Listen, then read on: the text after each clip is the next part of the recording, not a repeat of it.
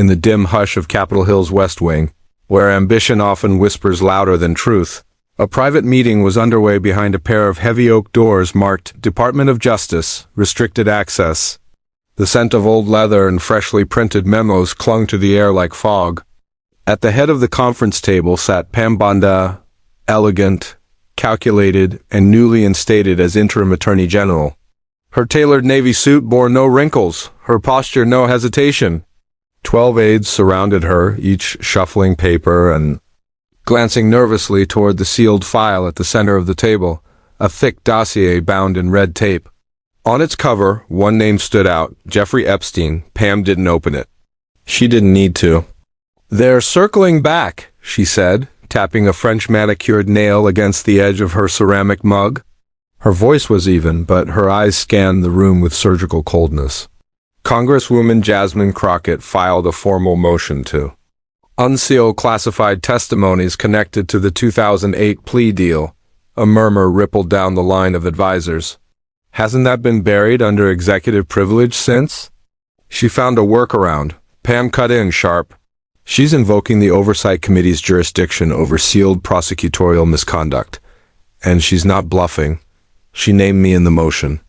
Silence. One aide, younger, clearly rattled, leaned forward. "Ma'am, if she subpoenas the wrong name, we could see internal memos, plea arrangements, backdoor legal procedures. She will subpoena them," Pam interrupted. "And she make a public spectacle of it." The room froze as Pam leaned back. Slowly in her chair, her expression unreadable. Her words landed with the weight of prophecy. She doesn't know what she's walking into. One of the older aides tried to steady the mood. "She's ambitious, sure, but she's new school. Her kind flame out fast." Pam's lips curled into a smile, thin and bone-dry. "Or they burn the whole damn system down." A tense pause. Then she pushed her chair back, the wheels barely making a sound against the marbled floor. She picked up the sealed file, not to read it, but as a reminder of the ghosts she had once locked away. "Schedule me for the oversight hearing. If she wants a fight," she said, her voice low, deliberate, "we'll give her one." As she exited, aides remained frozen. A few dared to exhale. The sealed file still glowed red under the lamp, like a warning flare that no one wanted to hold. Down the hall, the Capitol buzzed with routine, but in that room, something ancient had stirred. Not just a legal battle. A reckoning asterisk. The blinds were drawn in Jasmine Crockett's Houston office, but the heat still pressed through the glass. Like a silent dare.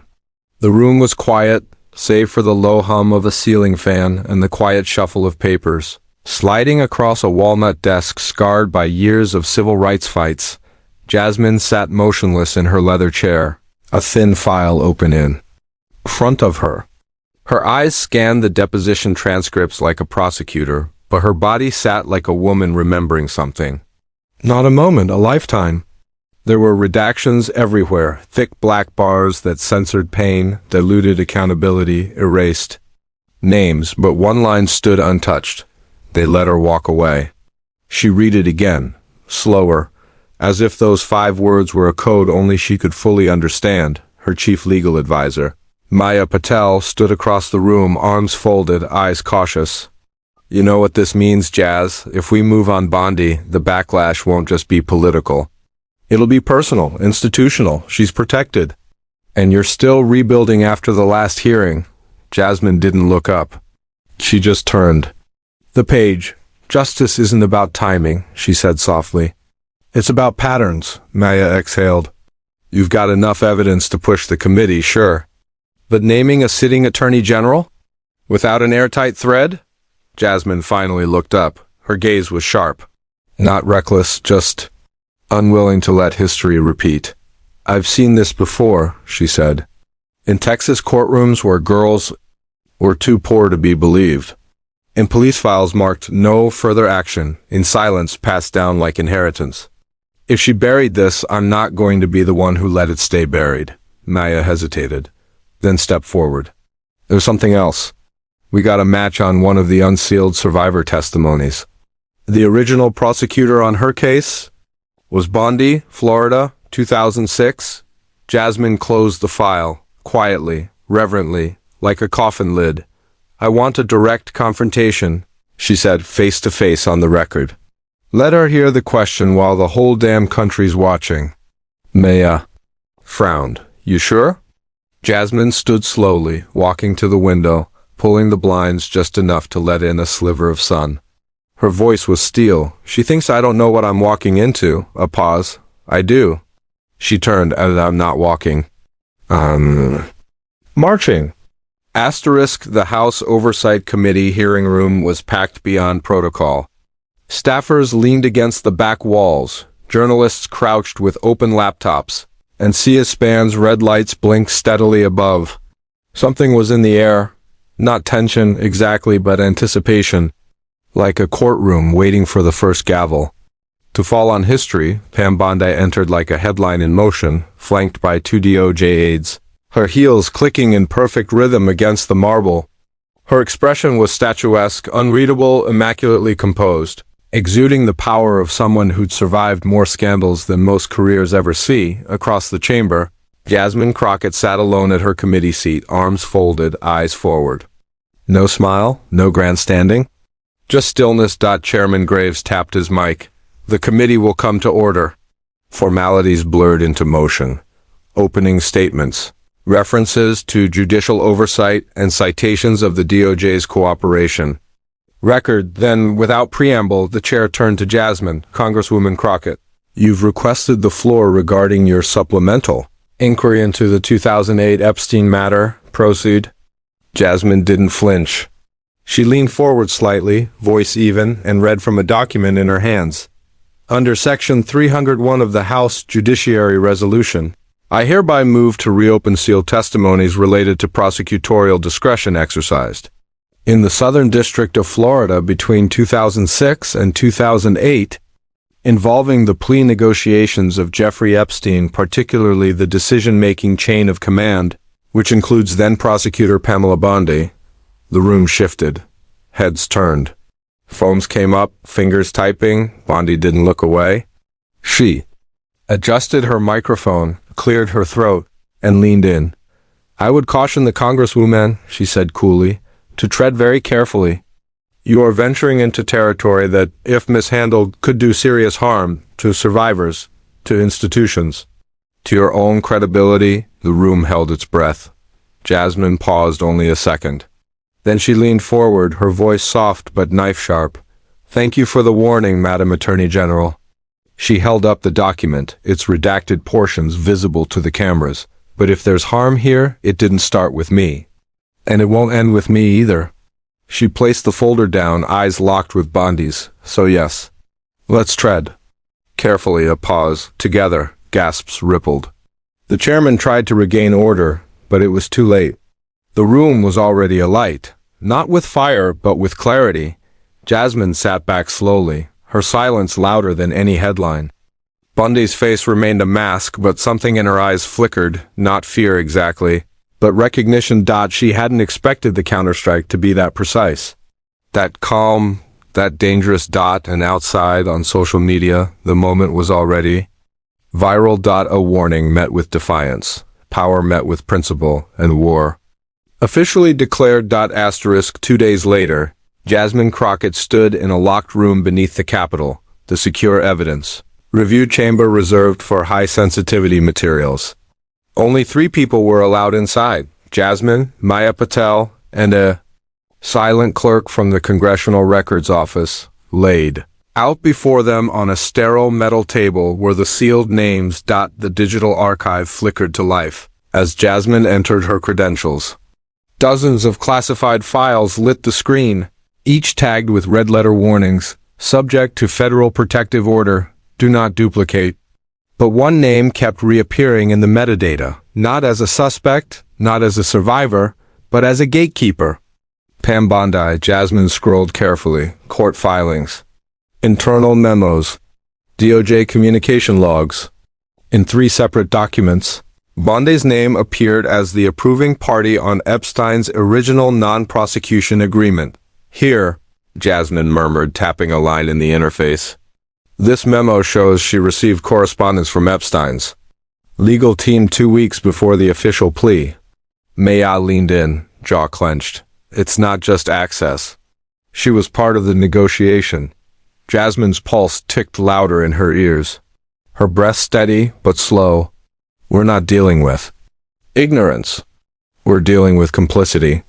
Before Maya could respond, a soft knock came at the inner door, protocol violation. The clerk moved to block it, but Jasmine waved him off. A Capitol staffer entered, eyes wide. He handed Jasmine a flash drive inside an evidence pouch, whispering, "Chain of custody cleared." Came through an anonymous whistleblower. Jasmine didn't flinch. "Leave us." She plugged the drive into the secure reader. It contained a single video file, dated 2008, with the DOJ case ID at the top. A grainy deposition room flickered into view. A teenage girl, face blurred for protection, sat shaking under fluorescent lights. Her voice was small but clear. "He told me I wouldn't be believed. That the prosecutor already agreed not to charge anyone important. That Pam said so." The clip ended abruptly. Just 23 seconds, but it was enough. The silence in the room became unbearable. Jasmine finally spoke, not loud, not dramatic. Just quiet certainty. "This isn't just a cover-up," Maya looked over. "It's evidence suppression." "No," Jasmine whispered. "It's something worse." She turned to the clerk. "Prepare a motion to subpoena the sealed testimonies and Bondi's internal DOJ correspondence. I want her name on every page." Maya looked uneasy. "You sure you want to go that far?" Jasmine's reply was steady. "I'm not going far. I'm going deep." Asterisk the next morning. Every major political show in America had one name headlining the Chiron: Pam Bondi. She sat gracefully across from a conservative anchor on a high-gloss morning broadcast, wearing a tailored crimson blazer and a calm smile that concealed sharpened teeth. The lighting was flattering. The framing controlled. The narrative already being shaped. "Congresswoman Crockett is a passionate speaker," Bondi said, fingers delicately clasped in her lap. "But passion without precision is dangerous, especially when it involves re-traumatizing victims for the sake of political theater." The anchor leaned in. "So you deny any wrongdoing in the Epstein negotiations?" Pam's smile didn't falter. "Categorically. I was never the lead prosecutor in that case. I merely signed off on procedural memos. This is a witch hunt wrapped in hashtags." The segment ended with a graphic, "Justice or show trial." The narrative was seated. But Jasmine Crockett wasn't playing defense. Later that day, she walked into a modest conference room at the Rayburn building. No stage. Lights, no makeup crew, no pre-approved questions. Just her, 3 survivors' families seated beside her, and an aging community pastor standing silently in the back with his hand over his heart. Jasmine stood behind a wooden podium, holding a single sheet of paper. "This is not a political stunt," she began, her voice deliberate, eyes holding steady on the rows of reporters. "This is a moral obligation. And it's not about left or right, it's about right and wrong." She turned to the paper. In 2008, a 15-year-old survivor wrote these words in her sealed testimony. "I wanted to speak in court, but they said the deal was already made." I asked why. "They said the woman in charge said no." A pause, no flourish. "Just truth?" "That woman was Pam Bondi." Cameras clicked.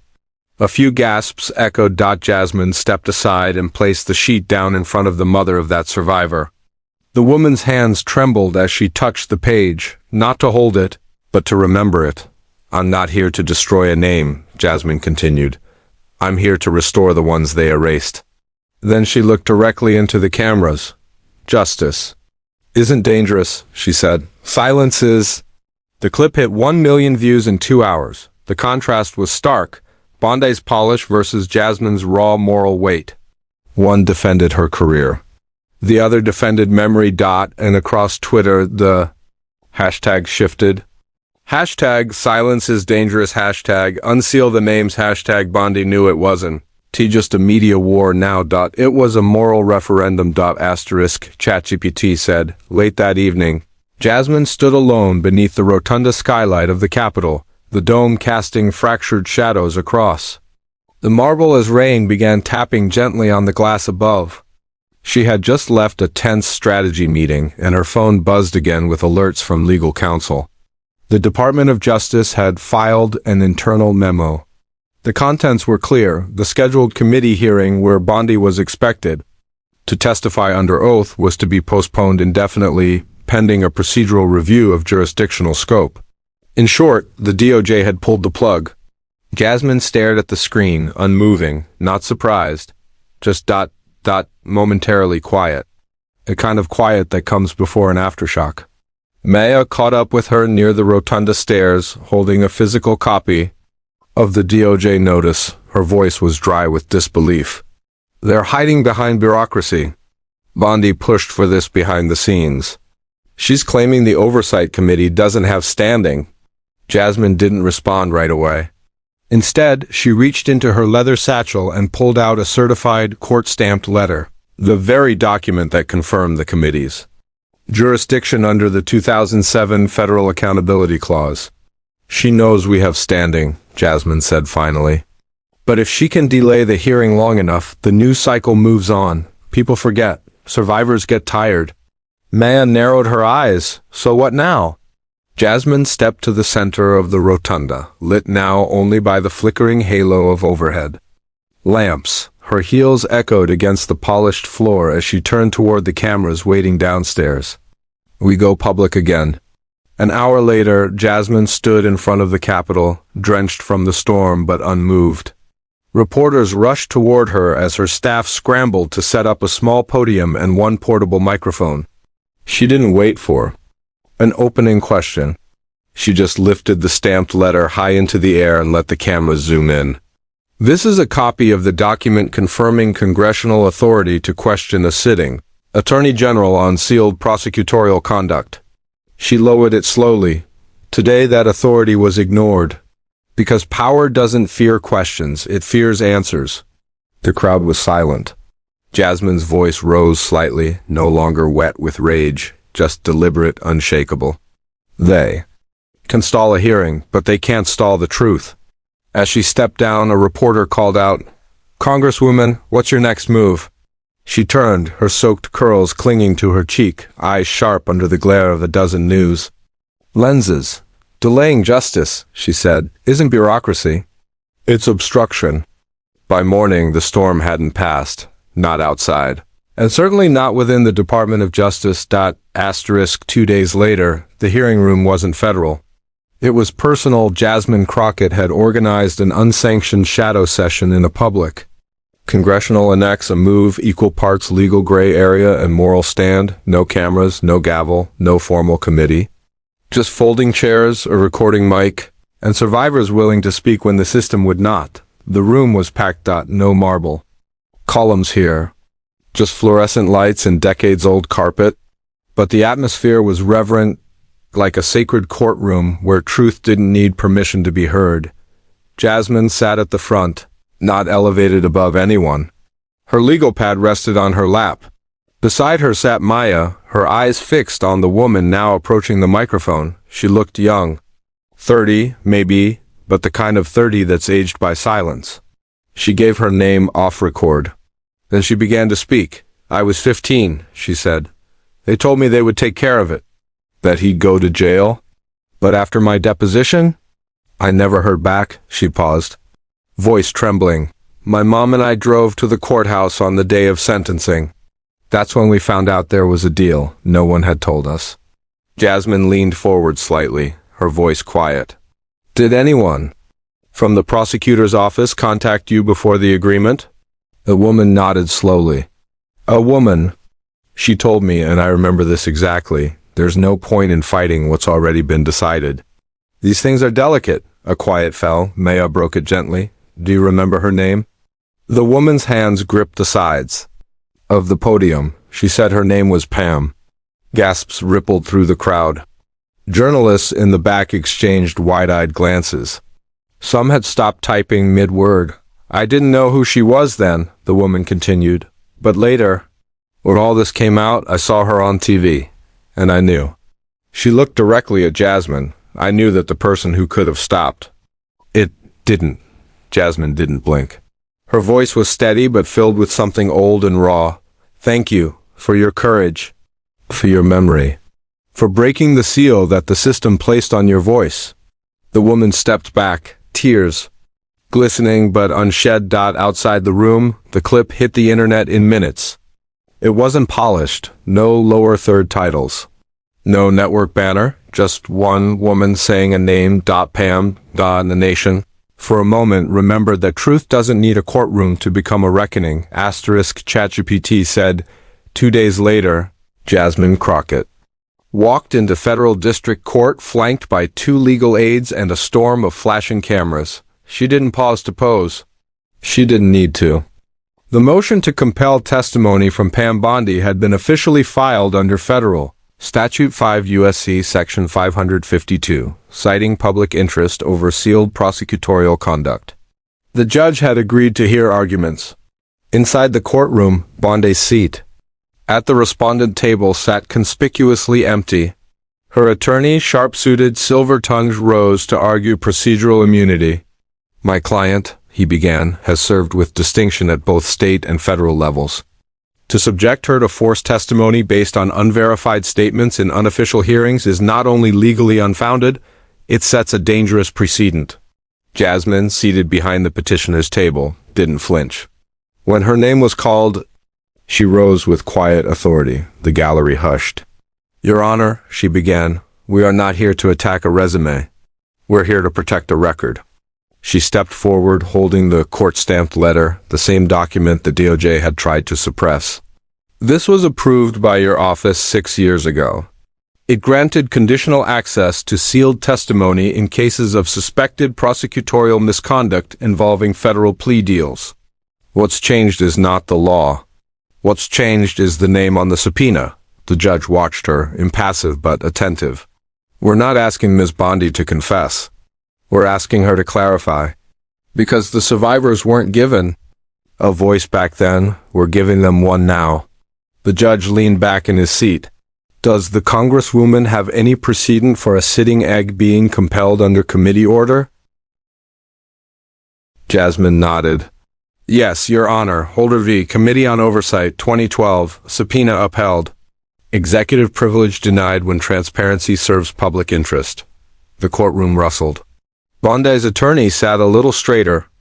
Jasmine turned to the gallery, locking eyes with a young woman seated near the back, the same survivor from the shadow hearing. She gave the faintest nod, barely perceptible. Then Jasmine turned back to the judge and delivered the line that would replay endlessly across every political feed within hours. If she's clean, she said, calm as an open book, she testify.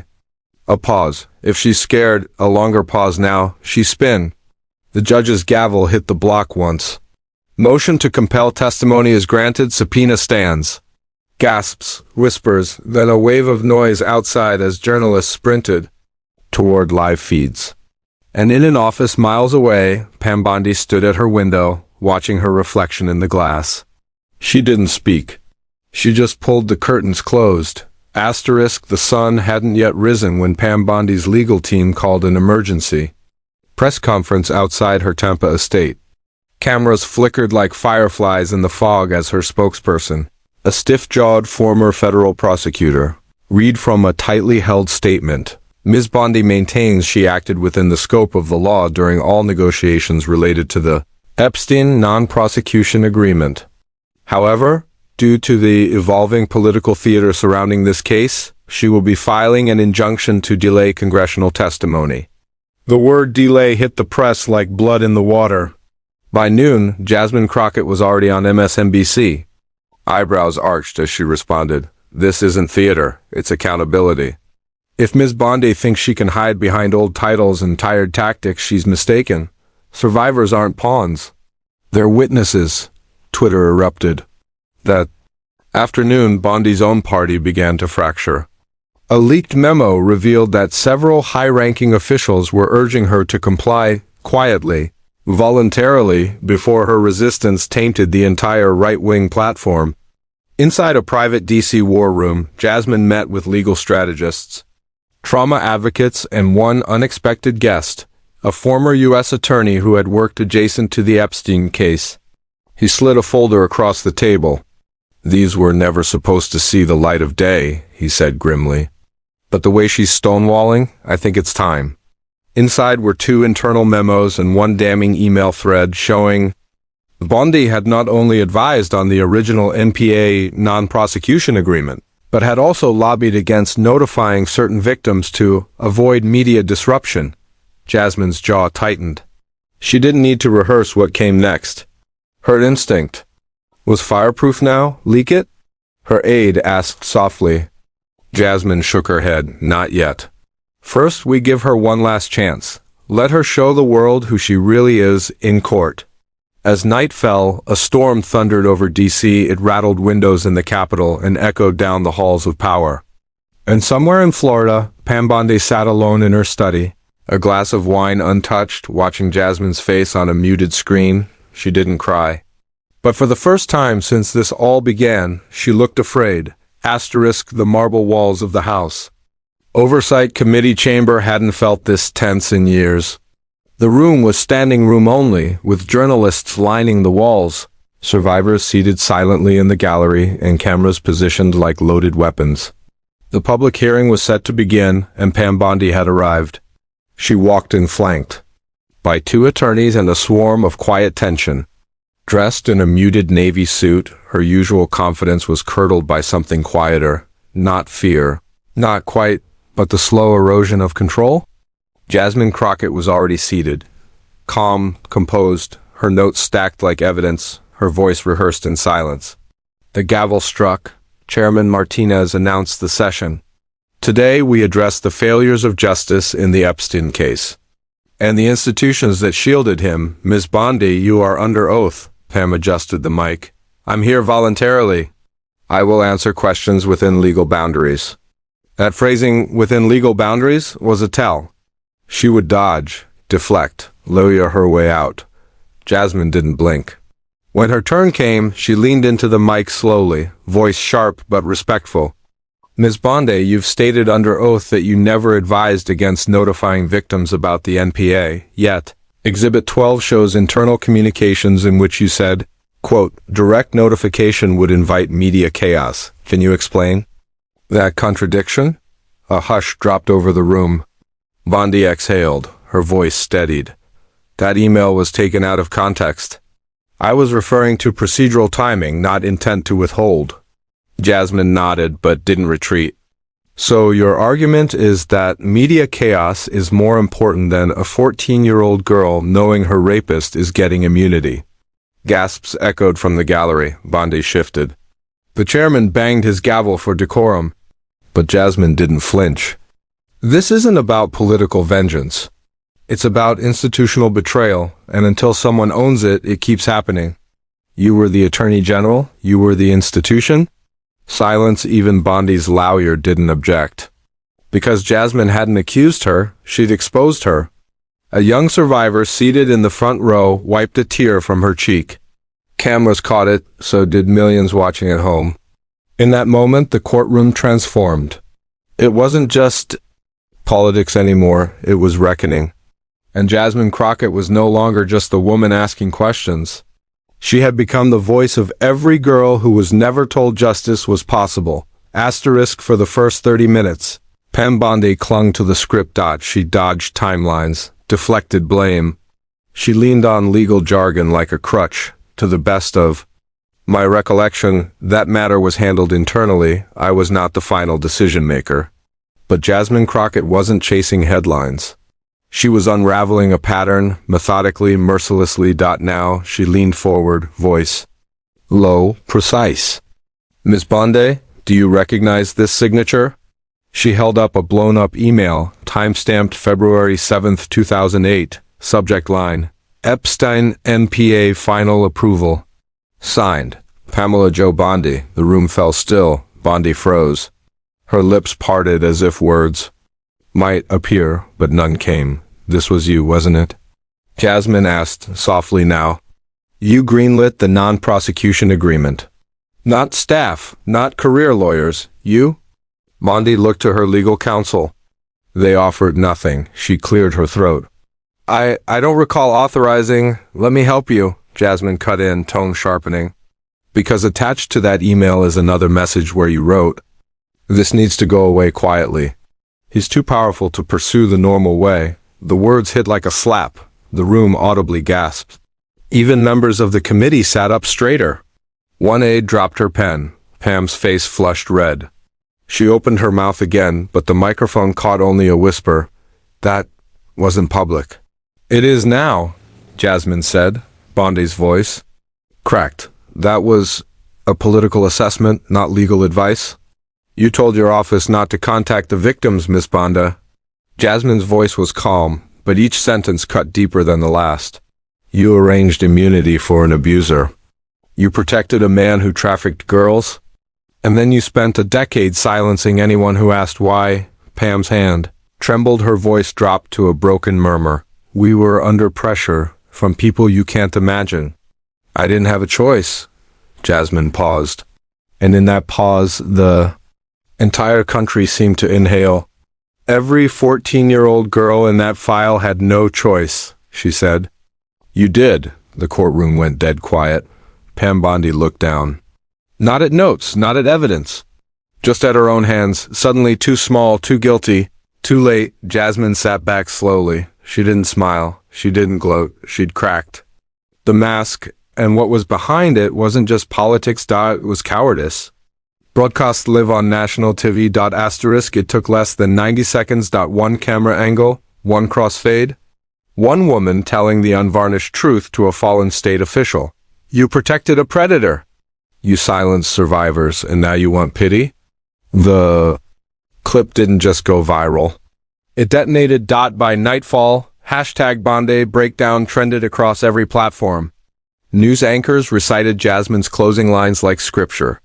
TikTok creators stitched their reactions over her words, some weeping, some shouting, all captivated. But it wasn't just the drama. It was the clarity. People weren't watching a politician. They were watching a reckoning. A survivor in Michigan tweeted, "I was 13 when Epstein's people approached me. No one ever listened. Today, someone finally did. Thank you, Rep. Crockett." A mother from Florida posted, "That woman spoke for every parent who's lost sleep wondering who protects their kids from men like him." Even conservative commentators, usually allergic to Crockett's firebrand style, hesitated on Fox News. A guest analyst muttered, "Look, I don't like her politics. Was brutal." That was justice on live television. At 2:13. CNN ran a special report titled, Pam Bondi's Collapse, the moment accountability finally came for Epstein's enablers. And Jasmine? She didn't tweet a thing. No press tour, no victory lap. No smug REPOS test. Just silence. The kind that only comes from a woman who didn't need to say, "I won." She knew the truth had already done it for her. By morning, the House Oversight inbox had over 18,000 new requests, all from victims' families, whistleblowers, ex-staffers, people finally emboldened to speak. They didn't just want to cheer Jasmine on. They wanted their stories heard next. One reply stood out, written in shaky pen on scanned hotel stationery. "My daughter was one of them. You're the first person who didn't flinch when saying his name. Please don't stop."